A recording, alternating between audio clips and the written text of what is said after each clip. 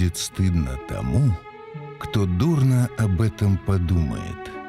Таков загадочный девиз одного из старейших рыцарских орденов, дошедших до наших дней.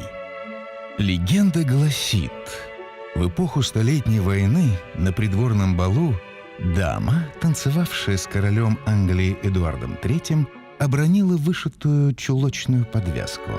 Король галантно поднял ее и в ответ на смешки придворных произнес по-французски «On y soit que mal pense».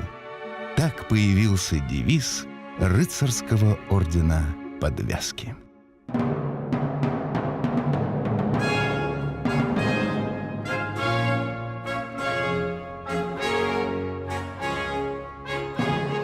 Новый орден должен был объединить влиятельных и знатных соотечественников вокруг короля в борьбе за французское наследство.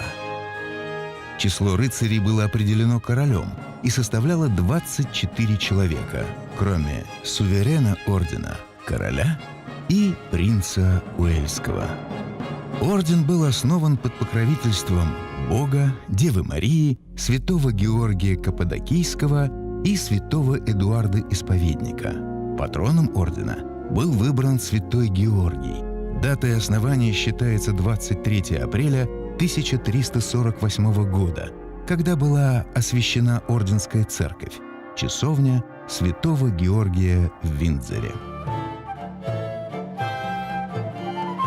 Более 100 лет единственным знаком ордена была подвязка из голубой или синей ткани с девизом ордена. Сама идея подвязки, скорее всего, связана с теми ремешками, которыми скреплялись металлические части рыцарских доспехов. Рыцарь должен был носить ее под коленом левой ноги. Позже, в разное время, появляются и другие орденские знаки: цепь, подвески Большой Георгий и Меньший Георгий, голубая орденская лента и звезда. Цепь ордена состоит из чередующихся звеньев, число которых варьируется от 40 до 48. Круглые медальоны с розой Тюдоров перемежаются фигурными медальонами в виде золотых узлов, которые означают братство рыцарей ордена и верность суверену. Большой Георгий представляет собой объемную фигуру святого Георгия на коне, поражающего дракона. Подвески могли отличаться по внешнему виду и ювелирной работе. Их разрешалось украшать драгоценными камнями. Меньший Георгий – медальон овальной формы, также с изображением святого Георгия на коне. Он предназначен для ношения на голубой орденской ленте. Звезда ордена. Серебряная, восьмиконечная. В центральном медальоне находится крест святого Георгия красной эмали. Звезда носилась на левой стороне груди. Орденская одежда включает мантию в XVI веке бордовую, позднее синего бархата с подкладкой из белой тафты и черную бархатную шляпу с плюмажем из страусовых перьев. На левом плече щит с крестом святого Георгия, окруженный подвязкой. Справа пришит темно-красный капюшон из бархата. Белые ленты удерживают на плечах орденскую цепь. Свод правил ордена гласит, что после смерти кавалера его наследники должны были возвратить знаки ордена, орденскую цепь и свод статутов суверену ордена, королю. Как правило, цепь ордена вручалась очередному рыцарю с приложением истории ее перехода от одного кавалера к другому. В семье на память наследникам оставалась лента, мантия и шляпа, иногда одна из подвязок. Прием в свой орден монархов других стран становится одним из способов приобретения политических союзников. Они назывались чужестранными рыцарями и не входили в число 24 компаньонов. Начиная с Александра I, все российские императоры были рыцарями ордена Подвязки. Младший брат Николая II, великий князь Михаил Александрович, также был принят в орден как наследник престола, которым он был до рождения у Николая II сына. Весной 1813 года Англии был просто необходим союз с Россией. Английская сухопутная армия была мала и не могла противостоять силам Наполеона на континенте. Награждение Александра I явилось признанием решающей роли России в разгроме наполеоновских войск и ее нового статуса международного арбитра. Церемония состоялась в городке Теплицы в Богемии. Николай I был награжден за внешнеполитические шаги по урегулированию балканского вопроса. В том же году объединенная эскадра стран-союзниц Англии, Франции и России разбила турецкий флот в Новоринском сражении. Последующие награждения российских императоров производились благодаря установившимся родственным связям.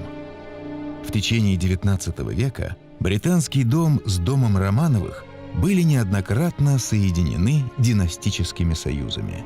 Известно, что Александр II не носил знаки ордена Подвязки, но он надел их на бракосочетание своей дочери Марии с принцем Альфредом, герцогом Эдинбургским, и во время своего визита в Лондон в том же году. После его трагической гибели орденские знаки были возвращены в Англию и по повелению королевы Виктории оставлены на вечное хранение в Королевском собрании в Виндзоре.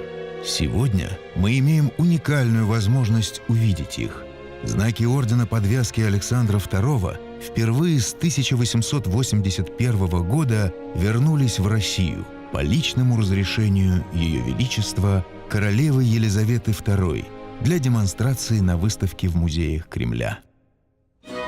Орденские знаки могли особым образом совмещаться. Нередко российские императоры носили иностранные ордена в виде объединенных звезд с российскими орденами или же иностранными. В собрании оружейной палаты сохранилась принадлежавшая Александру I объединенная звезда прусского ордена Черного Орла и Подвязки. Впрочем, на многочисленных портретах он изображен с другой звездой, объединяющей высшие ордена России и Англии – орден святого Андрея Первозванного и орден Подвязки. Для таких объединенных звезд предназначена специальная металлическая подвязка, которая волнообразно обрамляет звезду. На груди императора Николая I две звезды – святого Андрея Первозванного, высшего российского ордена, и звезда святого Владимира первой степени, объединенная с орденом Подвязки. Эту звезду ордена святого Александра Невского тоже огибает английская подвязка. В центральном медальоне золотой вензель святого Александра Невского под короной, а вокруг него девиз ордена «За труды и Отечество». Звезда принадлежала императору Николаю II или его брату, великому князю Михаилу Александровичу. Награждение Николая II орденом Подвязки было связано с особым отношением к нему королевы Виктории. Невеста российского наследника Алекс была любимой внучкой английской королевы. В июле 1893 года цесаревич Николай Александрович приехал в Лондон на свадьбу своего кузена Джорджа, будущего короля Георга V. Николай был очень похож на своего кузена, и это забавляло королеву. Она отметила в своем дневнике: «Нет конца смешным ситуациям, когда одного принимают за другого». Награждение во время свадебных торжеств цесаревича Николая было довольно неожиданным для всех. Вот что он записал в своем дневнике. Королева была заметно добра ко мне. Мы обедали с ней и с Баттенбергами в Виндзорском замке, и после этого она подарила мне орден подвязки, чего я, конечно, не ожидал.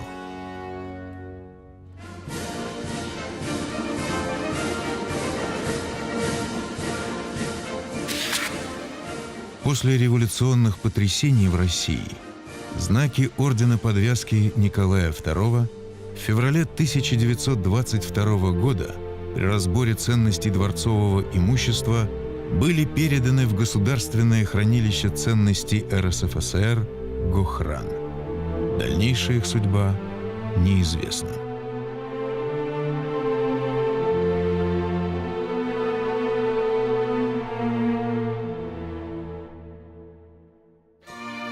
Британская наградная система старейшая в мире. Награды, титулы и обладание древними почетными должностями выстроены в единую иерархию. И даже рожденный простолюдином, выдающийся государственный деятель, ученый, литератор, военный или священнослужитель может занять в системе королевства высокое положение.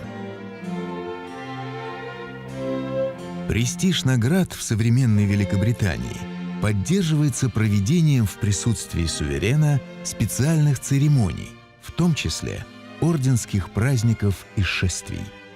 Каждый год в середине июня, собирая тысячи зрителей, проходит День подвязки. Торжественное шествие завершается посещением часовни Святого Георгия в Виндзорском замке. В этот день происходит посвящение в рыцари новых членов, хотя их имена оглашаются заранее, 23 апреля, в День Святого Георгия. Обладание государственными наградами почетно и пользуется большим уважением в обществе. Это делает наградную систему Великобритании столь эффективной на протяжении вот уже более 6,5 веков.